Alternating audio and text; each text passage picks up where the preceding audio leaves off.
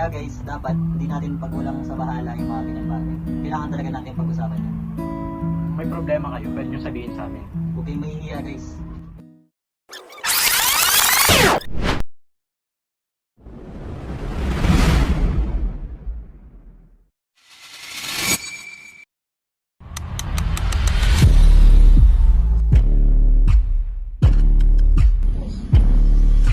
Lalo na.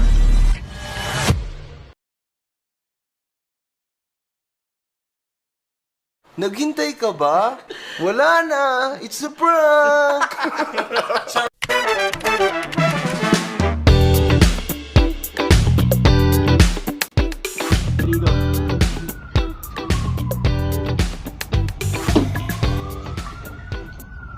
Welcome nga pala sa unang episode ng Pagpuputok na! Ilabas Mo!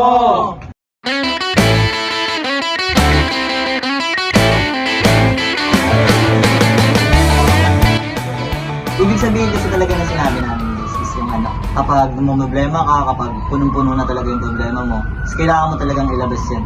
Kasi minsan nagkukos yun ng mga hindi magandang pangyayari sa isang tao. Kasi mabigat din yun sa paramdam pre, no? Yung pang punong-puno ka na sa loob. Ngayon kasi yun guys, kapag punong-puno ka na talaga, di mo alam pwede mong magawa Ano bang ibig sabihin ng self-esteem para sa'yo? ng self-esteem. Yung ibig sabihin sa akin ng self-esteem, kung paano mo tignan yung sarili mo. Kung paano mo binavalue yung sarili mo, ganun. Basta kung paano lang natin parang tignan talaga halos yung sarili natin. Hindi, kasi pre, ang mahalaga rin kasi pag-usapan natin yung self-esteem pre, kasi ito rin yung pinakamalaking risk factor ng suicide. Tulad niya ng sa study natin, di ba? Kaya according sa Philippine Statistics Authority, noong year 2025, noong January hanggang June, mayroong 1,332 na nagpakamatay. January hanggang June lang yung pre, Pero yung pre, sa loob ng 6 na buwan pre, 1,332. Kaya guys, dapat hindi natin pagwalang sa bahala yung mga ganyang bagay. Kailangan talaga natin pag-usapan yan. May problema kayo, pwede nyo sabihin sa amin. Huwag kayong mahihiya guys.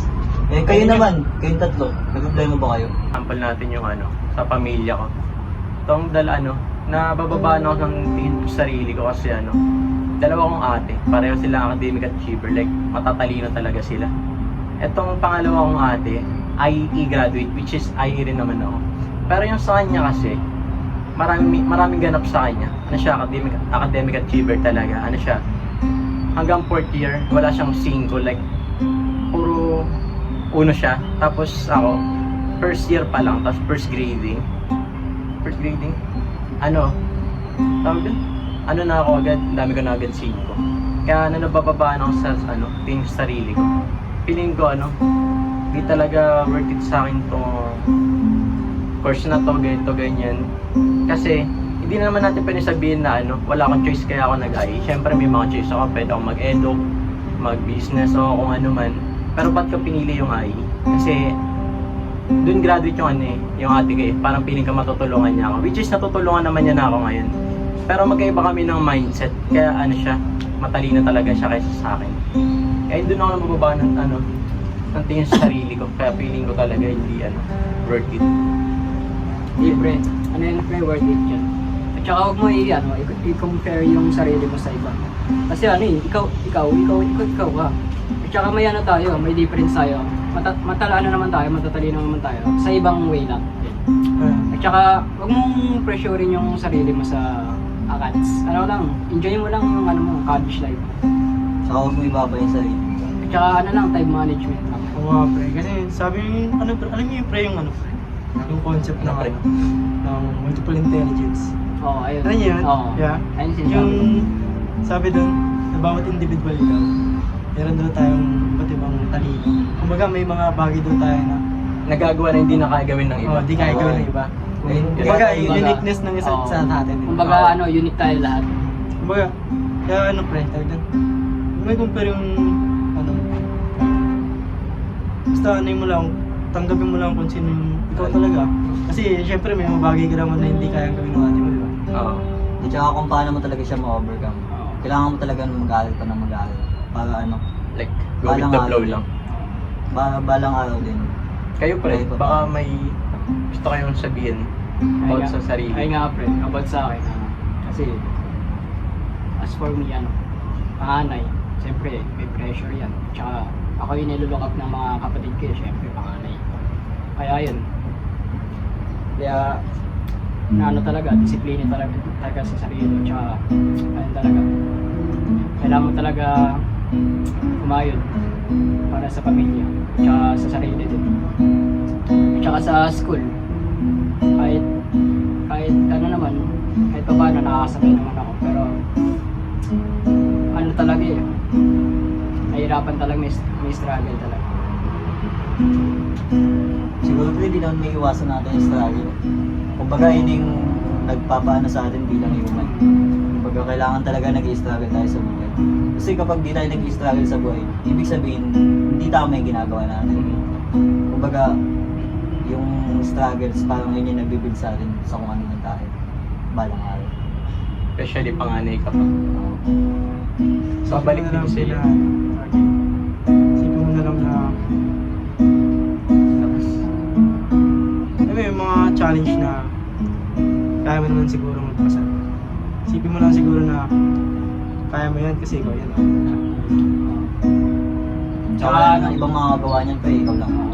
at saka ano naman pre, may tiwala naman ako kay pero sama naman natin siya. Palagi naman yun. Ikaw pre, may share ka. Hindi ako sure pre. Ano eh. Ikaw muna kaya yung ano. May gusto ko sabihin. Oo, kasi pagod na rin talaga ako mag-gitara eh. Sakit na sa kamay. Hindi yun. Ikaw yung muna. Pero ano, sa akin yung gusto kong share ko sa kanila is ano, yung kaya parang ang baba ng tingin ko sa sarili ko. Kasi ano eh, parang lumaki talaga ako ng walang father figure. Kumbaga lumaki ako ng walang tatay. Kasi iba talaga pre kapag ano eh, parang lumaki ka sa ano, broken family, ganun, iwalay-iwalay kayo. Minsanin mo lang makita mga kapatid mo, nasa lola mo lang na side ka. May mama ka pero alam mo yun parang wala ka ring ano, wala ka ring mother figure. Absent din siya ano, physically. Ay, absent din pala siya emotional.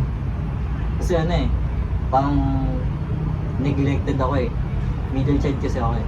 Kaya parang ano, Hindi ka napapagtunan ng pansin talaga. oo. Pero iba kasi yung paramdam pre kapag wala kang father figure, parang lalaki ka na ano, na wala kang nilulook up. Kaya parang feel ko ang unworthy kong tao, ang unworthy kong lalaki ko nun. Kasi parang ano eh, lahat ng mga nalalaman ko from the scratch, ako lang din talaga yung nakakaano. Ako lang din yung nakakalam sa sarili ko. Parang walang ibang nagtuturo sa akin, ganun. Parang sobrang youth lang sa akin, na ganun. Parang iba kasi syempre titignan mo sila kahit naman ano, kahit di mo naman sabihin na ano na gusto mo talaga na andyan yung papa mo. Pero kasi minsan kasi mapapaisip ko na lang na ano kaya sa pakiramdam kapag may father ka na ano nandiyan sa tabi mo, ganun. Parang gagabayan ka sa mga bagay-bagay, susuportahan ka sa mga bawat laro mo. Lalo na ako, especially ako, nagbo-boxing ako. So, syempre, iba talaga kapag may parang may suporta ng tatay kasi sila yung nagpapalakas ng loob mo eh. Diba? Wala namang iba eh. Sa nanay kasi sila talaga yung parang kailangan sa emotional sa atin. Kaya sa papa kasi sila talaga yung nagpapaano sa atin, tibay ng Papalakas ng mga... Kaya yung ano ko, parang feel ko ang unworthy kong tao dahil yun. Kaya yun lang gagi. Pero sa akin naman pre, kung ano, wala naman akong halos na inaano doon kasi parang syempre, pag nag-start ka na sa ganun, wala naman na ikaw magagawa eh. Ganun na yun eh. Parang syempre sa akin, parang ano na lang talaga.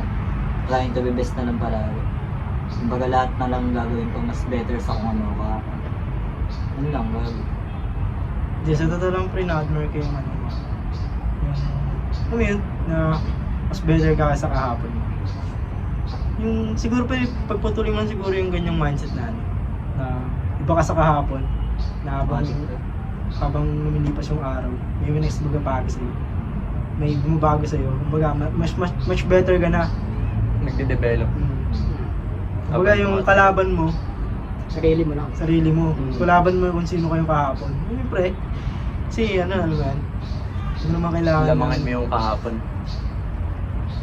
Tsaka ano lang talaga. Kailangan din talaga na ganun. Kumbaga kapag ganun na yung sitwasyon nyo guys, kapag mayroon na yung nangyayari sa inyo, kumbaga wag nyo nang hayaan malunod yung sarili. Ganun lang. Magsabi na kayo. Di, tsaka kung ano, kunyari, feeling nyo, ano, nahihirapan na talaga kayo, ganun. Kumbaga, kung wala kayong makausap, gumawa na lang kayo ng paraan para kung ano ikakalma nyo, ganun. Ibangin niyo yung sarili niyo. Oo. Magpatag, Kasi pero meron din kasi mga tao pre na ano alam mo yun, yung hindi nyo talaga minsan nakakayanan. hindi talaga nakakaya ang sarili nila pre. Kumbaga, hindi Hindi, namin ano kayo masasabi? masisisi, guys. Ano masasabi niyo sa mga tao nila pre? Kasi, yun, yung hindi na kayang tulungan ang sarili nila. Masasabi ko lang dun, guys, ano, parang hindi kayo mahina para sa akin. Sa mga tao na tinitil yung buhay, sarili nilang buhay. Hindi kayo mahina para sa akin. Kasi ano eh, may mga times talaga na ano, parang kahit ako eh, parang inaano ko na lang din, dinadoubt ko na lang din lagi kung anong purpose ko, ganun, ba't pa ako nabubuhay. Kaya siguro yung ibang tao ganun din, hindi nila nakakayanan, mas mahina yung loob nila, pakiramdam nila. Pero sana ano, kung hanggat kaya nyo magsabi lang kayo. Well, actually yung ano, alam mo yung pre, para sa akin pre, mas matapang pa rin talaga yung mga taong ano, kayang harapin yung sarili nilang nararamdaman. Oo. Yung pre, yung kaya nilang kaya nilang i-express yung sarili nilang ano. Lalo yung sa mga lalaki, di ba? Yung mga lalaki ano, yung in-expect na ibang tao na Hindi umiiyak, Oo, ganyan, yung mawala Hindi ng lang. Pares kasi mga lalaki to malalakas to eh. Siguro yung ganun, mas para din sa akin na siguro mas matapang pa rin naman siguro yung mga tao na kaya nilang ilabas yung emosyon nila, di ba? Kasi, di ba, sa lalaki, kapag umiyak ka, bakla ka, ganyan. Hindi, although wala namang problema sa pagiging bakla, pre. Pero kasi, alam mo yun, yung mga lalaking gusto nilang matibay sila, ganyan. Kasi yun yung naging tingin sa kanila na Oo. buong mundo, tingin sa kanila ng mga tao. Mga taong, ano, kahit di ka naman kilala, di ba? Siyempre, yung i-expect nila sa'yo na ganyan matigas ka. Lalaki yun. Yung kapag di ka umiiyak, ganyan. Kaya ina-admire ko rin yung mga tao na kaya nilang ano eh. Kaya nilang ilabas yung emosyon nila kasi, alam mo yun, ang hirap-hirap pa pag-battle up sa ano nila, sa emosyon naman nila. Kaya kayo guys, kung talagang punong-puno na kayo, guys, ano, ilabas nyo lang. Hindi naman yun sign na ano, pagiging mahina. Alam mo yun, kasi kahit naman sabihin na ano eh, mahina eh. Kasi may mga panahon naman talaga na nangihina tayo eh. Huwag mawawalain, guys. Hindi yung mawawalain guys. Isipin nyo lagi na hindi naman kayo nag-iisa. Tsaka Hindi guys, nag-iisa, ano, guys. pag may mga sinasabi sa inyo pag may sinasabi yung ibang tao sa inyo, huwag nyo sila papakinggan. Kahit naman maganda yung ginagawa nyo, may masasabi pa rin sila sa iyo. Kaya kung anong ginagawa nyo, basta ikakasaya nyo yun. Gawin nyo Patuloy lang. nyo lang. So isipin nyo lagi guys, ano, tawag doon, na pare-pareho naman tayong may nararamdaman, di ba? Alam mo yun, siguro be kind na lang sa iba't iba, sa isa't isa. Libre Isa lang pala. maging mabait. Libre lang naman maging mabait eh. So guys, so, be kind to yourself guys, lalo na sa sarili mo. Lalo na sa sarili mo, tama yun pre. Be kind to yourself, lalo na sa sarili mo. Kung Kasi- baga kung mabait ka sa ibang tao guys, kailangan mo yung maging mabait sa sarili mo. Para mas makita mo yung worth mo balang araw. Hindi naman balang ano eh, hindi naman palaging maging stay ka sa ganyan eh. Kaya kailangan mo lang yan, maging mabait ka lang sa sarili mo. Tsaka ano, boundaries din sa sarili at sa mga Ibang nakasalumuha. Kailangan Tsaka sa yun guys. pamilya mo. Basta huwag nyo lang kakalimutan na ano, mag-seek ng help sa iba kapag hindi na talaga kaya. Alam mo yun? Kasi meron naman mga tao na handang makinig. Although, hindi naman nila masusolusyonan yung problema mo or yung problema ng yung pinoproblema mo, may makikinig naman sa'yo, di ba, at least? Ayun, pre, Palagi iba pa yun rin- guys. Laging may makikinig sa inyo. Iba pa rin kasi yung may nakikinig sa'yo kahit na hindi naman masusolusyonan yung problema mo. Hindi ka naman i-judge lahat ng tao eh. Kasi may Kaya mga talaga sarili- pag napupuno ka na, labas mo lang. Ilabas mo lang. Yeah. Kasi ano eh, kapag di mo nalabas, may magkakaroon niyang chaos sa loob eh. Iba kasi guys kapag di mo talaga nasabi. Iba yung Kumbaga, pakiramdam. Hirap talaga. Pag puputok na, Ilabas mo! Kaya, alam mo guys, Taray mo pa. Kaya, ayun guys, kung ano, nahihirapan man kayo, wag niyong kakalimutan yung mga mukha namin. Oo. Nari, wala talaga yung mapagsabihan. Pwede nyo sabihin sa amin. O guys, chat nyo lang kami. Huwag lang kayong magpapalapit. Lapag na natin FB natin. Lalapag namin FB namin para sa inyo ha. Basta isipin nyo lang na may halaga kayo. Guys, Hindi nyo man makita sa sarili nyo, may mga taong nandyan para makita yun. mati. May mga taong, alam mo yun, kaya, syempre may iba't iba naman tayong perspective, ha? Feeling mo na walang ano sa sarili mo, pues sa iba, meron, di ba? Isipin mo lang lagi yun, para, Mga guys, kung nahihirapan kayo guys, bukas magiging okay din yan, gagi. Laging mas okay bukas. Stay positive. Oh, lagi kayo wag sa droga ha. Lagi kayo mag-tigil sa droga. yan tayo, pre. Huwag sa bisyo, ha? Huwag Wag nyo sa ano, bisyo, ha? huwag nyo kalimutan yung 5 P's nyo. Peace, positivity, Uy, and ano ba ba? ano yung tatlo pre? Sabi na to, pre. Love, one piece. Ano pa ba? Ano ba? Ano ba ba? Ayun, Prayer, Prosperity. patience, and ano ba? Last. 5 na yun. Umpisa. Yeah. Sabi mo.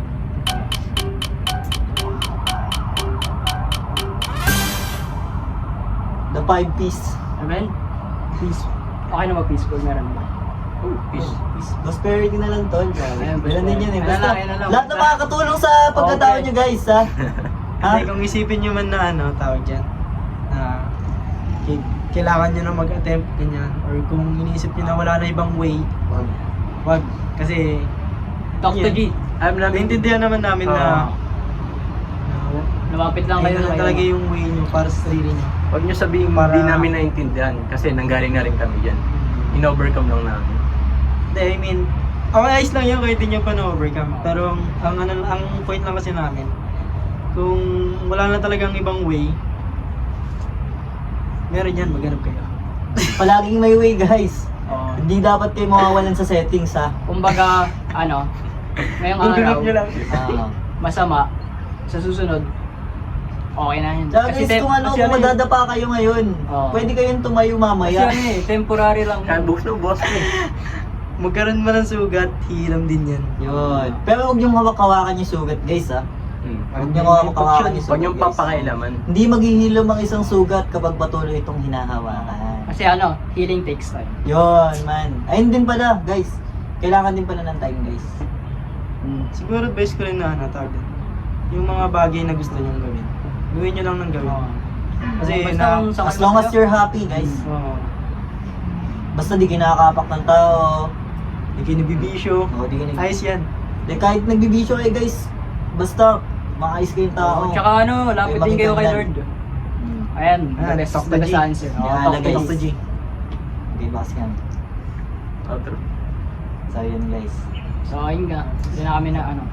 Yun guys, dito nagtatapos yung podcast ng Talk to G Oo. na about sa self-esteem. Ano yung title ulit nun? Puputok na, ilabas mo! Burnout pa eh. Wait lang guys, outro lang kami.